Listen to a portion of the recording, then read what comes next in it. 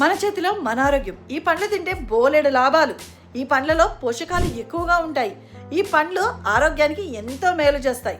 వివిధ రకాల సమస్యల నుంచి ఈజీగా తొలగిస్తాయి. ఈ పండ్లు ఓవరాల్గా హెల్త్ని మెరుగుపరుస్తుంది. ఇంతకీ ఏం పండ్లు అనుకుంటున్నారా? లిచీ.